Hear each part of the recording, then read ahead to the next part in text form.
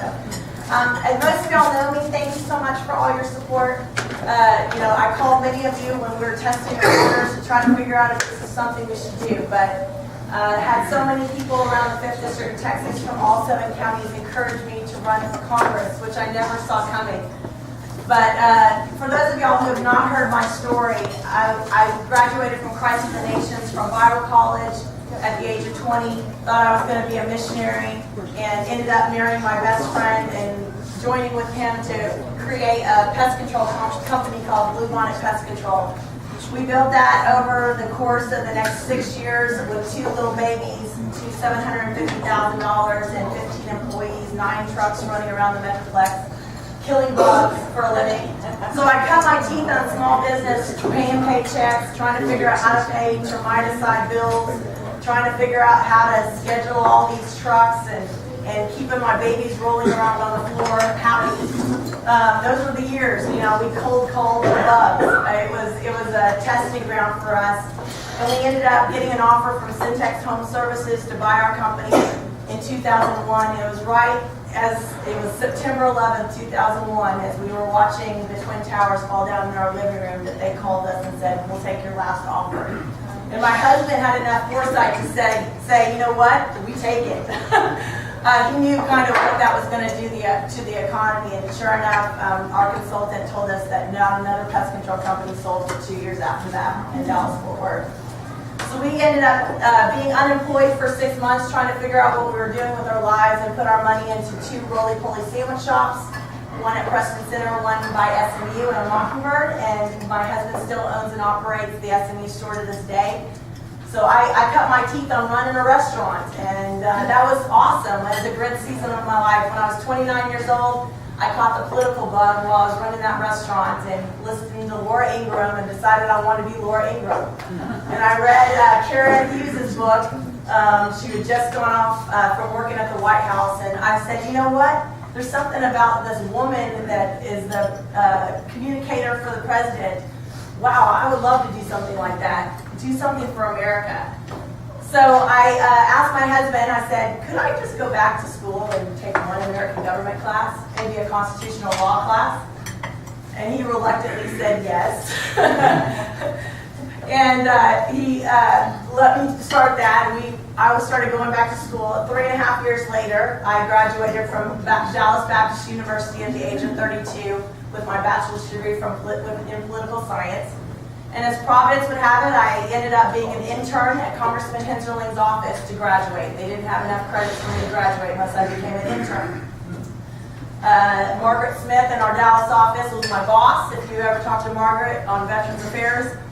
And 3 months later, they recommended me to meet with the congressman and our chief of staff for a job. I didn't know what it was at the time, and he hired me to be his campaign manager. I look back at that and I realize what an incredible moment that was. As you can see from my story is about 180-degree turns in opposite directions over and over again. Where I seem to be going in one direction, and he catapults me around into another place.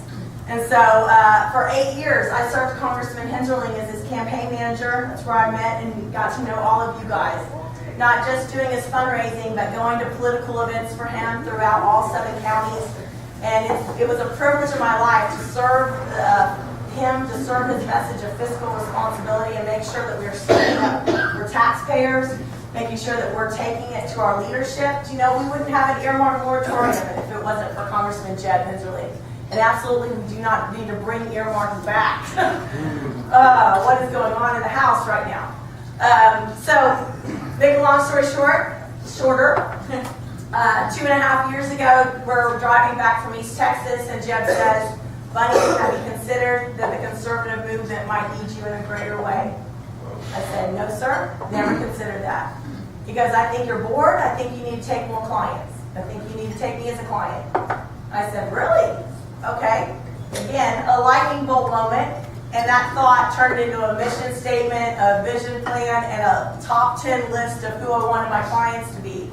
And a couple months later, I launched Bunny Pounds and Associates to help the conservative movement and to help our candidates from Tyler all the way to Fort Worth. We now have 31 clients, I have 9 associates, and we're a $500,000 company in 2.5 years. What I learned from that experience is what I knew all along. It takes a lot of hard work and grit, and it takes raising up and mentoring leaders to get the job done. I have a real passion for mentoring the next generation of leaders in the conservative movement, for making sure our message is heard with consistent voices, and to make sure that we're following through on what we say we're going to do. And it's been an honor to serve great clients like Bob Hall and Marty Reed and Matt Schaefer and Thomas McNutt and Connie Burton and Mia Love and Sean Duffy and so many of our great leaders from federal, local, and state government. And so, Jim announced his retirement. I knew it was coming, maybe a little earlier than other people did. But there was not anybody stepping up that I saw was worthy to carry on his legacy and to be a strong social conservative voice for the unborn and for this district, and that who loved the people of the 5th District of Texas. And this is what I will tell you. I love the people of the 5th District of Texas. That is really my chief motivation for doing this, is because I want to make sure that you all in Kaufman County, in Henderson County, in Anderson County, in Dallas County are represented with the strongest social and fiscal conservative that's going to stand with the Constitution and is going to take our fight to the places we need to take it to, and to be a voice for the Republican Party and the conservative movement for America. This is an important race for America, not just for the 5th District of Texas.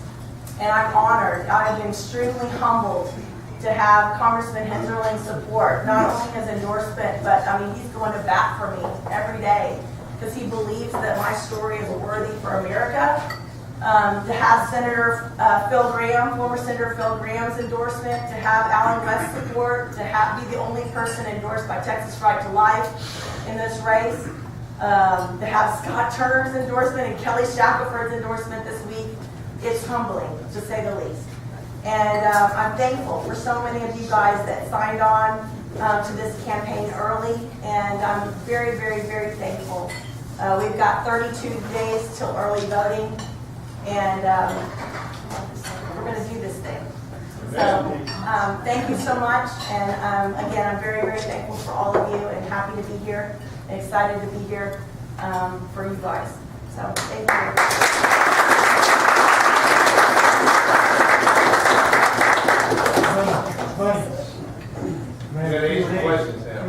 Oh, we're not doing it together? No. Oh, okay. I thought we were. No. Okay. Awesome. Anybody has any questions? I think Destiny needs to give you a softball question. No softballs. Yes, sir. Bonnie, thank you for coming tonight. Thank you for your faithful service to this district for so long. The National Rifle Association, one of their key objectives in the legislature now is the Hearing Protection Act. Yep. Are you familiar with the Hearing Protection Act? And can you describe how you will work to get that off high center? I am not specifically familiar with it, so can you educate me, and I'll tell you whether I'm for it based on your analysis. Okay, the Hearing Protection Act is to allow sportsmen to use silenced weapons, which is not silence, it's just noise reduction, so that we don't blow out our ears. Right. And I talked to Congressman Hensarling about it at the Republican event in the fall, and he drew the same line. And again, that for people that love the NRA, it's very confusing to us why the NRA has a majority in Congress but can't get this simple health care act for hunters through Congress or even to be debated and voted. Absolutely for that, and I would push for it. And maybe we need to work just to make sure that we're educated. As you know, members of Congress have a lot of issues that they have to focus on, so keeping on the phones and educating on them like that, Ronnie, is important. Thank you for bringing that up. Yes. All right. I do have one question for you. So I actually have one more question. Okay. And then to tag on to his question there, I understand that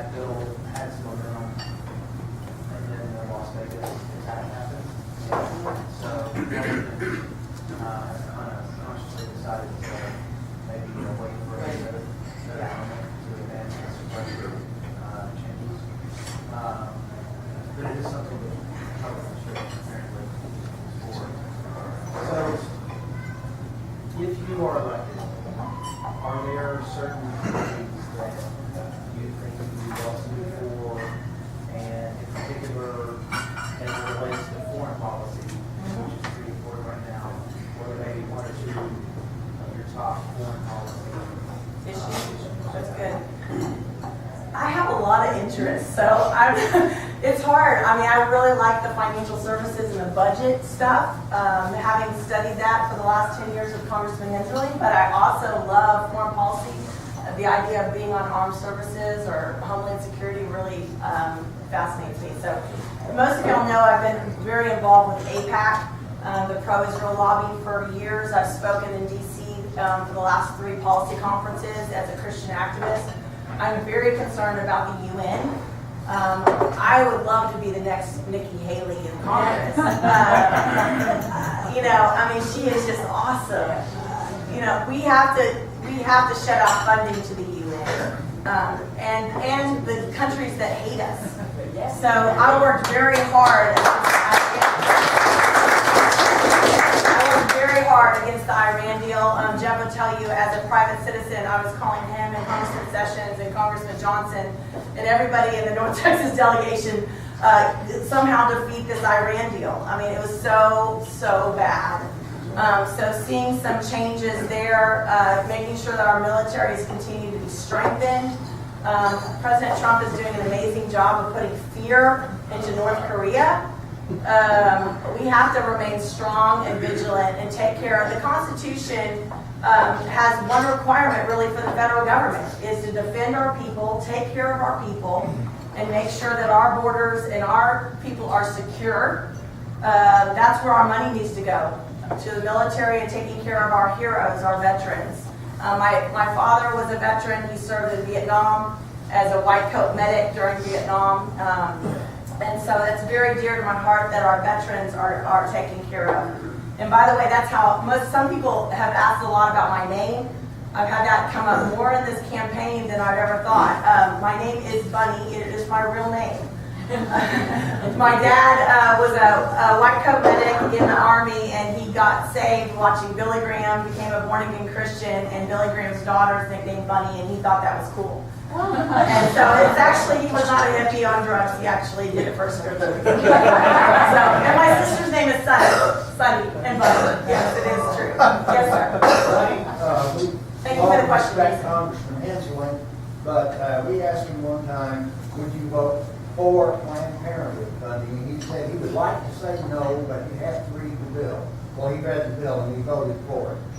Would you vote for or against Planned Parenthood? I will do everything in my power to defund Planned Parenthood. That situation was a letter that was being distributed asking the congressman to never vote for another bill again unless it defunded Planned Parenthood, which in full conscience, it was kind of a badly written letter. And actually Heritage Action ended up pulling the letter because I think there was only 10 or 15 members of Congress that even signed it. So the reality is I will do everything I can. My 2 priorities with life, which is why Texas Right to Life endorsed me, is to make sure that the Hyde Amendment is forever permanent, that we never put another dollar of federal funding into abortions. Amen. We have to defund Planned Parenthood and get that money out of their general budget. It's absolutely imperative that we do that. So we've got to keep fighting for that every day. And that is one of my lifeblood issues. When I interviewed Congressman Hensley to be his campaign manager, yes, I interviewed him. Life and Israel were my 2 main questions. I said, if you aren't with me on these 2 and you're not on them strong, then there's no way we're ever going to get along. So I'm going to be much more vocal on the social issues, on life, traditional marriage, on foreign policy than Jeff ever has been. And he loves that, actually. He texted me after I got Texas Right to Life's endorsement and said, Bunny, you're going to be one of the strongest voices the unborn Congress has ever seen. And I really believe that. My husband and I, we have a very personal story as it involves that and that issue. And we have 2 amazing kids that love Jesus and are studying. My one son's a missionary in Romania. My other son's studying to be a pastor at Christ for the Nations. And we have to keep our moral compass and our moral values. I was just on the National Mall in Washington, D.C. in October, crying out to God for this nation, never thinking that I would be called to run for office. But sometimes God calls us to not just be the prayer and to say the prayer, but to be the answer to our own prayers. And that's what I feel like we're doing on this campaign. Yes? Article 5. Yes, I'm for it. Yeah, do I think it's a possibility? Probably not, but I would absolutely be for it. Yes, sir. Where do you stand on national reciprocity for concealed carry? Oh, concealed carry? Yeah, absolutely with the NRA on that. Yeah, absolutely. So, yeah, if you, my NRA questionnaire is yes, yes, yes, yes, yes. I'm with you on everything. Okay? Absolutely. That's all sounds good.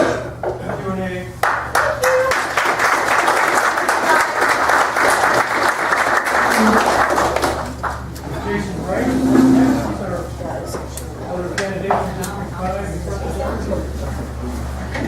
District 5. Yeah, it's crazy. I'm hot natured, even I'm cold. I'll do it for you. That's why I'm keeping my coat on. I appreciate it.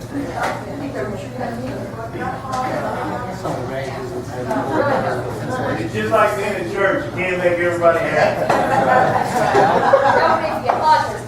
Hey, you do pretty well. You do pretty well. All right, well, It depends on who you're talking to. good evening, everyone. I'm Jason Wright, and I'm a fifth-generation East Texan. And for the better part of my adult life, I've been two things. One, I've been a small business owner and job creator, and two, I've been a conservative grassroots activist. Now, there's something about owning your own company and having children that gets you involved in politics. And both of those got me very involved. And my activism started out by knocking on doors and trying to get the types of candidates that everyone in this room would want to represent them at the state house, at the local level. And it was during that activism that I had my very first anti-socialist rally. So let me tell you how this went down. I bought a real estate company on the Loop in Tyler, Texas, and as luck would have it, the building I bought right in the parking lot, there was a huge marquee. And during Barack Obama's first election as president, on election day, I held an anti-socialist rally, and I put it on the marquee, and I had a smoker out in the parking lot, I had a radio hookup, Louis Gohmert came by, and a former Smith County Commissioner named Joanne Fleming showed up. And that's where a lifelong friendship started. And it was during that act of activism that Joanne and I got together and we created a group called Grassroots America, We the People. And our main objective with Grassroots America, We the People was to get people involved in the electoral process. We wanted to identify precinct chairs. We wanted to identify local leaders. We wanted to identify groups that would go out and get our conservative, principled leaders elected. And so, kind of like what Bunny said, it was during that time that I decided, you know what? Maybe I need to get on the ballot. Maybe I need to take my activism to another level. And that's exactly what I did. And I ran for and I won a seat on the Tyler City Council. Now, it was during that time of being on the board at Grassroots America, We the People, and those of you who have been to our meetings, if you went way back then, I was the guy at the front hosting most of those meetings. It was during that time that I was trying to raise money for one candidate, and I called one of my mentors in Houston. And he said, you know what, Jason, I'm not really focused on that race right now. I'm trying to get my friend Ted Cruz elected Attorney General. Now, if y'all remember, if some dominoes had lined up just right, then Ted would have run for AG. Well, I told this guy, I said, well, I'll tell you what, have him get in touch with me, and I'll get plugged in East Texas. And that's where another lifelong friendship ensued. Whenever Ted didn't run for AG, he decided to run for the Senate. I got right in with him, and I volunteered. I knocked on doors. I went all over East Texas doing surrogate speaking for him. As a matter of fact, that same building where the rally was held, That became Senator Cruz, now Senator Cruz, then candidate for Senate Cruz. That became his East Texas field office. Every day after 5 o'clock, my conference room became the East Texas phone bank for the Ted Cruz for Senate campaign. Ben Murray, who's now on Senator Cruz's staff, actually had office space in my office that I devoted to him. Well, whenever we got him elected, and a lot of you in this room helped with that cause, by the way, it was time to take my activism to another level. Senator Cruz asked me to join his staff as the East Texas Regional Director. Now, I'll tell y'all right now, I had no clue what an East Texas Regional Director was. I had never worked for the government in my life. As a matter of fact, for the better part of my adult life, I'd been signing the front of the paycheck, not the back. But I thought about it. Now, at that time, I was finishing my MBA at SMU. I had 2 preteen daughters, and I was running 3 businesses. And now I was being asked to go work for the federal government. But as I thought about it, what a better way to take that activism to a whole new level by having a guy that I felt like would be one of the most conservative leaders of my time, Senator Cruz, have an office, yes sir, thank you, have an office and be represented in Tyler, Texas. And for me to get to be the guy to open that office and go around and then work with him. And here's what I've always described my work for Ted Cruz. I always told people, one, it's kind of like being a city councilman for the U.S. Senate. I also said, for me, it was playing a very small supporting role in his very big work. So I joined him in that work. Now let me tell you what a regional director does. And Jason can attest to this for the work he does. Essentially, you don't get to go and do a lot of the fun stuff in politics. You don't get to attend a lot of the big rallies. But let me tell you something. When one of you or one of your loved ones who lives on a fixed income, who hasn't had their Social Security check show up the way it was supposed to in the right amount for 5 years straight, and therefore the federal government owes you thousands of dollars, we get the call. Or, if you're a veteran, and you had to drive from Dallas to Shreveport to the VA to find out that 1, your choice clinic no longer will accept you, or 2, you get to go see your physician, but the VA will not reimburse you the mileage for having to drive all that way to get to the VA, we get the call. And I loved it.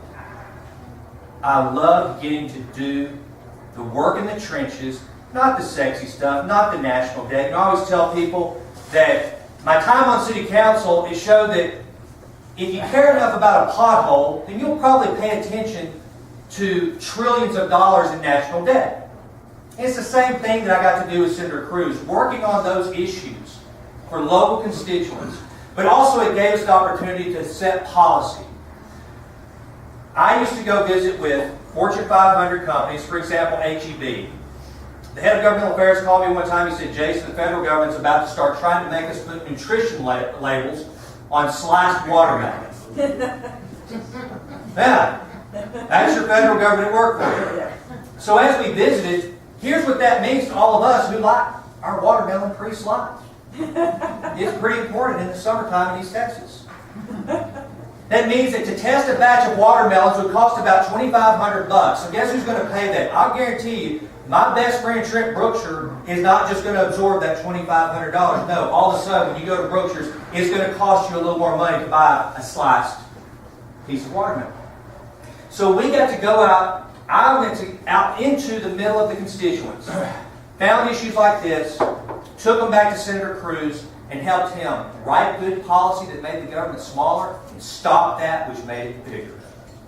And so that's some of the work that I've done as a conservative activist in my lifetime. Now here's where you guys are. And I want to tell you right now, I say this nearly every time Bunny and I are together. Bunny Pounds is a friend of mine. And I'll tell you right now, I'm not running against Bunny Pounds.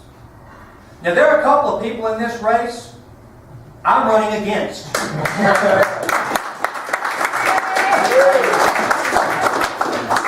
Because here's the deal. All of you have to look at this slate of candidates, all of us, and figure out which one will go and fight. Now, Senator Cruz, who I think anyone would agree, has not only been a state champion for liberty, freedom, and conservative values, but a national leader, has said, Jason, I want you to join me in the fight. He had a lot to do with me getting in this race. Secondly, I think you have to look at the slate and go, okay, which one will go and win the argument, win the fight, can bring other conservatives together to win this fight? 3, I think you need to look and say, okay, which one of all these candidates, from the time nobody was looking and we never knew who they were, was fighting in the trenches, making sure guys like Matt Schaefer got elected to the State House, who, by the way, has endorsed my campaign. I've known Matt. I was one of the first people he called when he decided to run. I said, brother, I'm behind you. You know, that's what's meant some of the most, it's been most humbling to me, like Bunny said, the endorsements. The people have said, I trust you to go and fight this fight for us. People like Ray Myers that have endorsed me. People like Joanne Fleming that have endorsed me. People like Rafael Cruz that have endorsed me. People like Matt Schaefer that have endorsed me. It has meant the world to me. Now, I'm going to tell all of you something that I just told Marty Reeves. I got recruited into this race very reluctantly. I told everyone no. And now here's how I'm approaching this. This is going to be one or two things for me. It's either going to be just an act of obedience. I walked through what I thought the Lord was calling me to do, and that was it. Or this is going to become another mission.